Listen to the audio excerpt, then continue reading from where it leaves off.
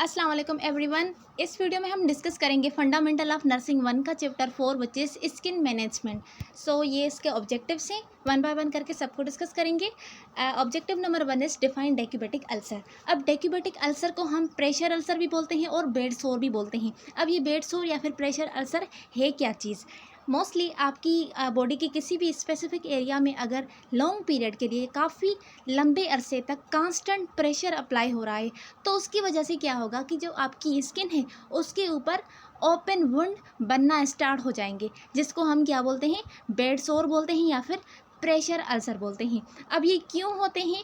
Because ज़्यादा amount में और ज़्यादा लंबे अरसे तक प्रेशर लगने की वजह से उस एरिया में जो ब्लड वेसल्स प्रेजेंट होती हैं उसके ऊपर भी प्रेशर अप्लाई होता है।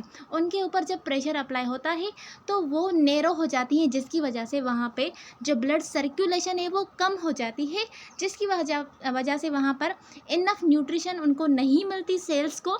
उसके बाद जो सेल्स हैं वो डैमेज होना स्टार्ट करते हैं, जिसकी बात बेड सोर या फिर प्रेशर अल्सर बनते हैं स्किन के ऊपर। अब मोस्टली वो कौन सी एरिया है जिसमें ज़्यादा चांसेस होते हैं डेक्यूबेटिक अल्सर के फॉर्मेशन के? तो वो एरिया जिनके नीचे बोन्स प्रेजेंट होते हैं, यानी बोनी प्रोमिनेंस एरिया जो है, जैसे कि नीचे बोन है उसके ऊपर स्किन है, उसके ऊपर मसल नहीं होना चाहिए, बोन के ऊपर डायरेक्टली क्या हो, स्किन हो। जैसे कि आपकी एल्बो हो गई, एल्बो में आपको आपका जो बोन है वो फील होता है, ठीक है। उस पर आप अब अगर कॉन्स्टेंटली प्रेशर अप्लाई करेंगे तो उस वहाँ पर क्या फॉर्म होगी, प्रेशर अल्सर फॉर्म होंगे या फिर बेड सोर। ओके, तो मोस्टली डेक्यूबेटिक अल्सर जो है वो कहाँ पर फॉर्म होते हैं, skin covering bony areas like hips, back, ankle, buttocks and heel. उसके बाद बेड सोर की ये कुछ स्टेजेस हैं। बेड सोर जो है वो टोटल 4 स्टेजेस में डिवाइडेड है, ठीक है। स्टेज 1 में क्या होता है, ऊपर स्किन जो है वो ब्रोकन नहीं होती, वो अनब्रोकन होती है, वो आपको रेड कलर की मिलेगी। उसके अलावा इन्फ्लामेशन भी वहाँ पे आपको मिलेगी। ये सारा कुछ आपको स्टेज 1 में दिखने को मिलेगा। देन स्टेज 2 फिर मज़ीद इसकी थोड़ी सीवियर हो गई। इसमें क्या होगा, जो स्किन है वो ब्रेक डाउन हो जाती है, skin is broken to epidermis और डर्मिस। ऊपर जो एपिडर्मिस लेयर है वो भी ब्रेक हो जाएगी और नीचे जो डर्मिस लेयर है वो भी ब्रेक हो जाएगी। तो सेकंड स्टेज में आपको स्किन ब्रोकन मिलेगी। देन स्टेज 3 में क्या होगा, ये फर्दर सिवियर है स्टेज 2 से भी। इसमें जो अल्सर है वो एक्सटेंड करते हैं सबक्यूटिनस फैट लेयर में। यहाँ पे इस डायग्राम में क्लियरली शो किया हुआ है। ओके, देन स्टेज 4 यानी लास्ट स्टेज, ये बहुत ज़्यादा सीरियस या फिर सीवियर कंडीशन आप कह सकते हैं इसको। इसमें जो अल्सर होते हैं वो एक्सटेंड करते हैं कहाँ पर, मसल और बोन। इसमें आपको ऊपर से जो वुंड है उसमें एक तो आपको मसल दिखने को मिलेगा और कभी कभी आपको नीचे वाला जो बोन है वो भी आपको दिखने को मिलेगा। तो इतना ज़्यादा सीरियस हो सकता है बेड सोर या फिर प्रेशर अल्सर। ओके, तो यहाँ पर फर्स्ट ऑब्जेक्टिव हुआ ख़त्म। अब इसका है सेकंड ऑब्जेक्टिव, जिसमें है list the causes of decubitus ulcer. कौन से काज की वजह से डेक्यूबेटिक अल्सर होती है? तो सबसे पहले जो इसका मोस्ट कॉमन और इम्पोर्टेंट काज है वो क्या है, प्रोलॉन्ग्ड प्रेशर। बहुत लंबे अरसे तक प्रेशर लगने की वजह से बेड सोर हो सकता है। उसके अलावा फ्रैक्शन एंड शियर, ये फोर्सेस हैं जिसकी वजह से प्रेशर अल्सर हो सकता है। उसके अलावा इमोबिलिटी। अब इमोबिलिटी का यहाँ पर क्या कंसेप्ट है, फॉर एग्जांपल एक पेशेंट है, ठीक है, किसी भी कंडीशन की वजह से वो मूव नहीं कर पा रहा, वो वॉक नहीं कर पा रहा, इसीलिए वो कंटिन्यूसली कांस्टेंटली बेड पर लेटा हुआ है। और जो वहाँ पे हेल्थ केयर सिस्टम है वो भी उसको इतना केयर प्रोवाइड वगैरह नहीं कर रहे हैं, जिसकी वजह से वो कांस्टेंटली एक ही जगह पर पड़ा हुआ है, ठीक है। उसकी नर्सेस जो हैं वो उसकी पोजीशन भी चेंज नहीं कर रही, तो कांस्टेंटली वहाँ पर उसकी जो बैक साइड है उस पर प्रेशर लगता है।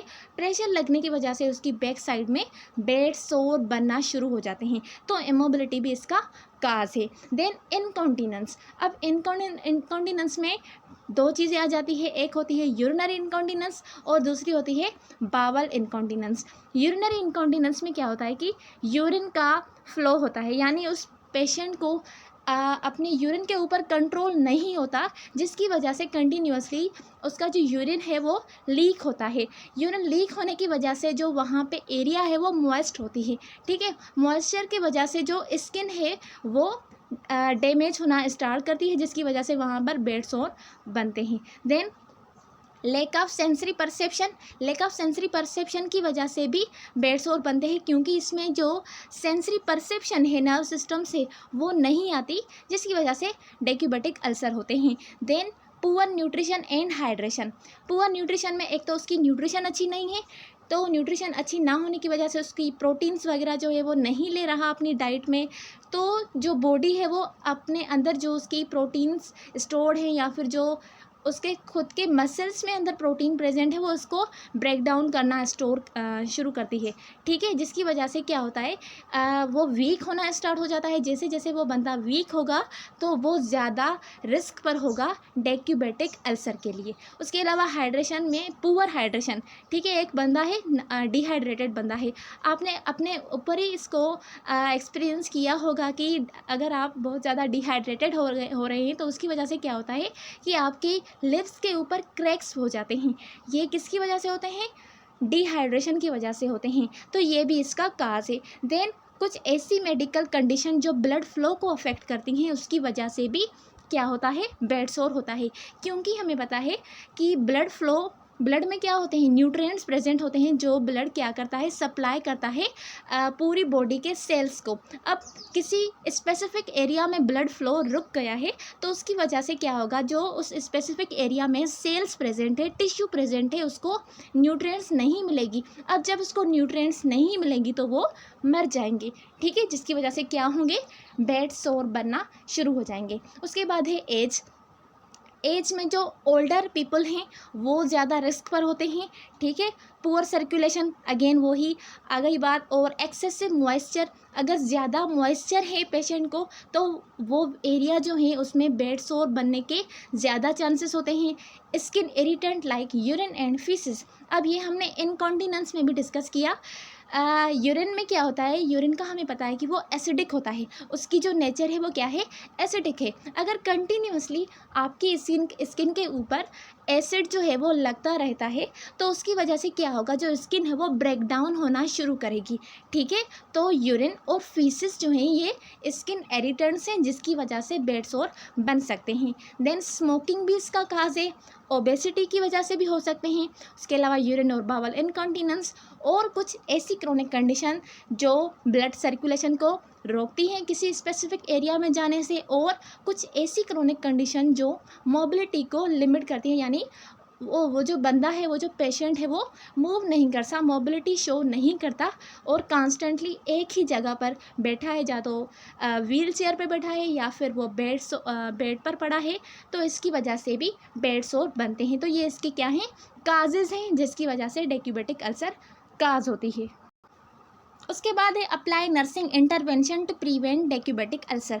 एज अ नर्स आप अपनी नर्सिंग इंटरवेंशन अप्लाई करेंगी उस पेशेंट के ऊपर, ताकि डेक्यूबिटिक अल्सर को प्रिवेंट कर सके, उसको पहले से ही बचा सकें, ठीक है। तो सबसे पहले इसमें आप क्या करेंगी?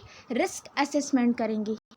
रिस्क असेसमेंट से क्या होगा कि जो भी रिस्क हैं जो बेड सोर कर सकते हैं तो वो आपने आइडेंटिफाई करने हैं। आइडेंटिफाई करने के बाद आप जल्द से जल्द उसको इंडिविजुअलाइज्ड केयर प्लान बनाकर उसको केयर प्रोवाइड करेंगे, जिसकी वजह से जो उसके रिस्क हैं वो रिड्यूस हो जाएंगे और उसको बेड सोर नहीं होगी। तो इस तरह से आप उसकी डेक्यूबिटिक अल्सर को प्रिवेंट कर सकते हैं। देन सेकंड पर है स्किन इंस्पेक्शन। इंस्पेक्शन का मतलब है ऑब्जर्व करना, देखना, ठीक है। तो आपने पूरी की पूरी स्किन को देखना है, इंस्पेक्ट करना है, ऑब्जर्व करना है। इससे आपको क्या हेल्प मिलेगी?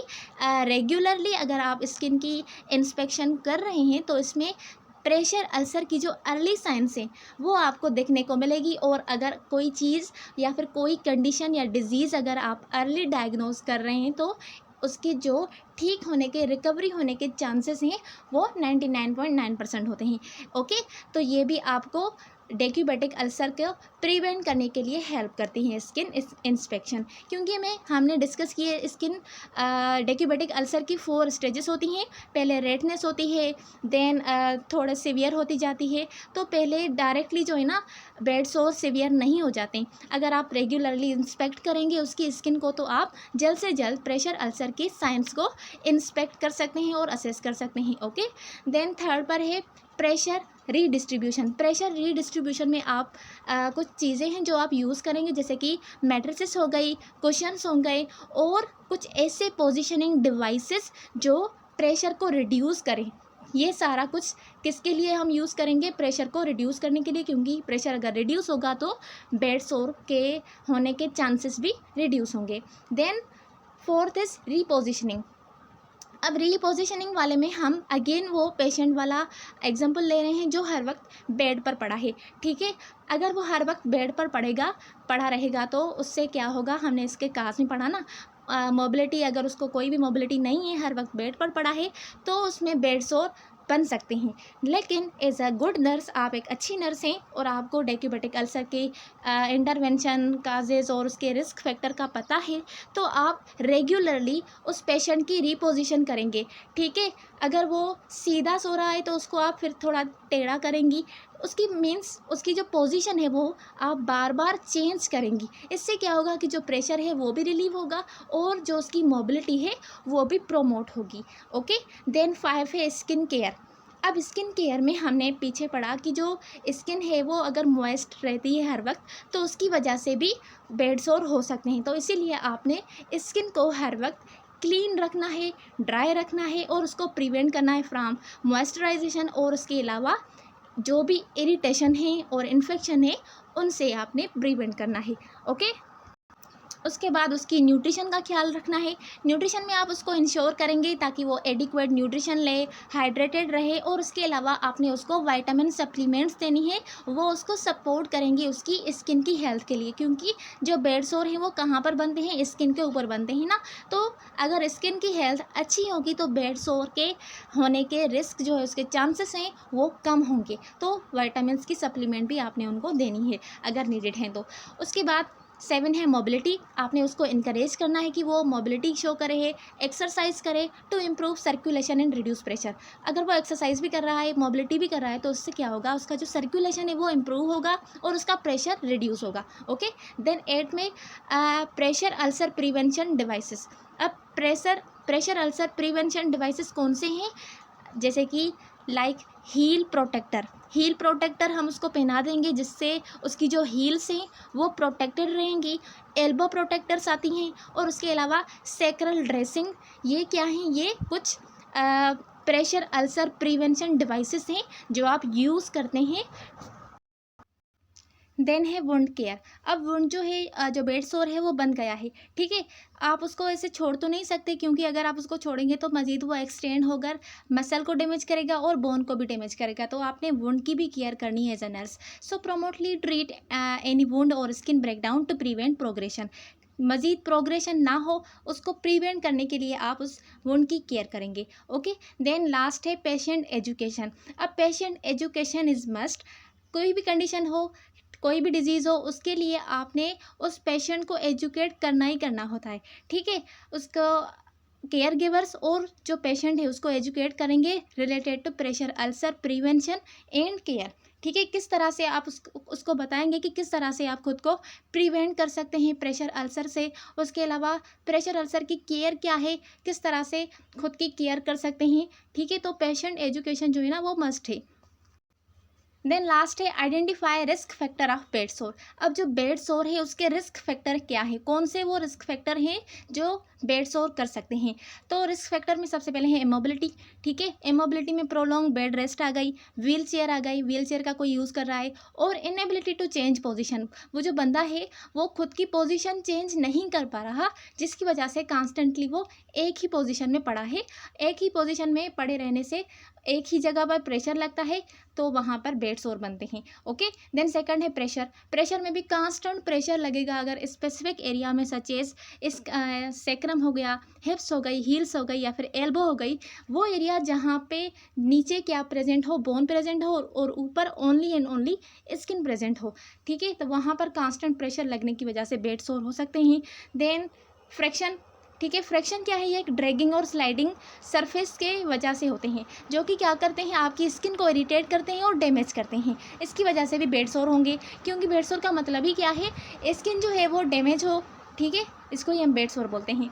देन शीयर क्या है? स्लाइडिंग और rubbing of skin against a surface. एक सरफेस है, सरफेस यानी कोई बेड है जो बहुत सख्त है, उसके नीचे कोई भी कुशन वगैरह मेट्रेसेस वगैरह नहीं पड़ी हुई, सिंपल सी एक जो है ना चादर पड़ी हुई है जिसके ऊपर जो पेशेंट है वो स्लाइड कर रहा है, रब कर रहा है अगेंस्ट अ सरफेस, उसकी वजह से क्या होगा, जो स्किन है अंडरलाइनिंग टिश्यू वगैरह वो डैमेज होंगे और बेड सोर बनेंगे।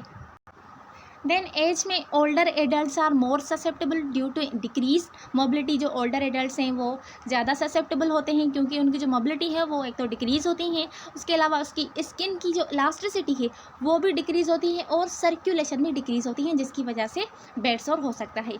देन पुअर न्यूट्रिशन में इनएडिक्वेट प्रोटीन्स, ज़्यादा अमाउंट में प्रोटीन्स नहीं ले रहा, यानी जितनी बॉडी की नीड है प्रोटीन्स वो नहीं ले रहा, विटामिन्स नहीं ले रहा, मिनरल्स नहीं ले रहा, तो उसकी वजह से क्या होगा, जो वुंड हीलिंग है वो डिले हो जाएगी। डिले होगी तो ज़्यादा एक्सटेंड होगी, ज़्यादा एक्सटेंड होगी तो बेड सोर सिवियर होता जाएगा, ओके, और सीरियस कंडीशन हो जाएगी। देन 7 है हाइजीन, पुअर स्किन केयर, ठीक है, जिसमें हर वक्त जो है ना स्किन मॉइस्चराइज है, उसकी वजह से हो सकता है। इनफ्रीक्वेंट क्लीनिंग नहीं कर रहे हैं स्किन की, and incontinence can contribute bed सोर डेवलपमेंट, ठीक है, इनकॉन्टिनेंस भी जो है ना वो बेड सोर डेवलपमेंट में हेल्प करती है। देन मेडिकल कंडीशन जैसे कि डायबिटीज़ की वजह से प्रेशर अल्सर हो सकते हैं, और उसके अलावा सर्कुलेटरी प्रॉब्लम जैसे कि न्यूरोलॉजिक डिसऑर्डर में पैरालिसिस हो गया या फिर स्पाइनल कॉर्ड इंजरीज़ की वजह से प्रेशर अल्सर हो सकते हैं। देन सेंसरी इम्पेयरमेंट में रिड्यूस सेंसेशन या फिर नंबनेस होगी उस एरिया में, तो वो ज़्यादा प्रोन होगी किसके लिए, प्रेशर अल्सर के लिए। उसके अलावा प्रीवियस हिस्ट्री में अगर उसको बेड सोर पहले से ही हैं और हैविंग बेड सोर before increases the risk of developing them again, अगर किसी को पहले से ही बेड सोर थे तो वो ज़्यादा रिस्क पर होते हैं कि अगेन फ्यूचर में भी उनको हो सकते हैं। उसके अलावा ओबेसिटी, एक्सेस वेट जो है वो इंक्रीज़ करता है प्रेशर स्किन के ऊपर, उसके अलावा अंडरलाइनिंग टिश्यू के ऊपर। अब हमें पता है प्रेशर ज़्यादा तो बेड सोर भी ज़्यादा, ठीक है, तो ओबेसिटी क्या कर रही है, प्रेशर अप्लाई कर रही है किसके ऊपर, स्किन के ऊपर, और बेड सोर कहाँ पर बनते हैं, वो भी स्किन में ही बनते हैं, ओके। देन स्मोकिंग का जो काम है वो क्या करते हैं, रिड्यूस्ड ब्लड फ्लो, एक तो ब्लड फ्लो को रिड्यूस करेंगे, एंड ऑक्सीजनेशन, और उसमें जो ऑक्सीजन का रेशो है वो कम हो जाएगा, और दूसरी जो हार्मफुल गैसेस हैं वो ज़्यादा उसमें आ जाएंगी। They can impair with wound healing, ये क्या करेंगे, वुंड हीलिंग को डिले करेंगी, वुंड हीलिंग डिले होगी तो ये सीरियस कंडीशन है, ये अच्छी कंडीशन नहीं है। देन 13 है medication, certain medication such as steroid हो गई और एंटीकोएगुलेंट्स हो गई, ये they can increase the risk. Steroid और एंटीकोएगुलेंट्स ये भी कर सकते हैं बेड सोर को। रिस्क फैक्टर का ये मतलब नहीं होता कि इसको 100% जो है ना बेड सोर होंगे, लेकिन रिस्क फैक्टर का जो मतलब होता है कि इसको होने की जो प्रोबेबिलिटी है वो ज़्यादा है। अगर इनमें से कोई भी जो काम है वो कर रहा है या कोई भी ऐसी एक्टिविटी है वो ज़्यादा लंबे अरसे तक चल रही है तो उसकी वजह से बेड सोर जो है वो बन सकते हैं, ओके। सो आई होप कि आप सबको बेड सोर क्लियर हो गया होगा। मिलते हैं अगले वीडियो में। Thanks for watching. अल्लाह हाफिज़।